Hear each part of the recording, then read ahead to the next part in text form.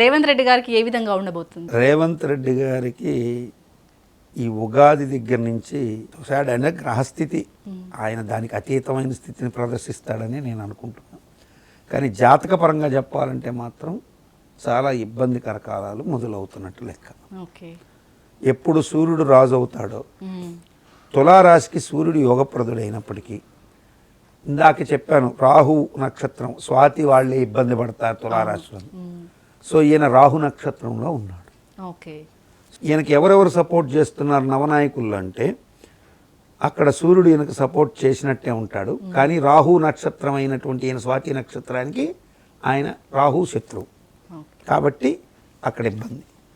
ఈయనకి మంత్రి ఎవరు అంటే చంద్రుడు. చంద్రుడు తులారాశికి రాజ్యాధిపతి కాబట్టి చంద్రుడు ఎట్లా ఉంటాడు, 2 రోజులు బాగుంటాడు, 2 రోజులు అన్స్టేబుల్గా ఉంటాడు.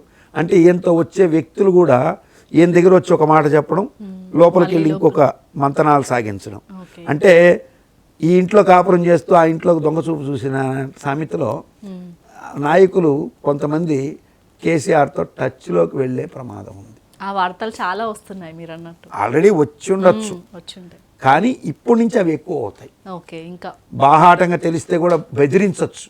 ఏమైతే ఏం చేయమంటావు, నువ్వు నాకేం చేశావు అని డైరెక్ట్గా అటాక్ చేసినా ఆశ్చర్యపోవక్కర్లేదు. సో ఏమి చేయలేనటువంటి సంక్లిష్ట స్థితిలో ఈయన పడే అవకాశాలు ఉన్నాయి. ఈయనకి రాహుకి సపోర్ట్ చేస్తున్నది ఎవరంటే సేనాని. సేనాని అంటే ఎవరు? శని. సో సేనాధిపత్యం శని వహిస్తున్నాడు కాబట్టి ఇప్పుడు రాజు అయిన రేవంత్ రెడ్డి నమ్ముకోవాల్సింది కార్యకర్తల్ని.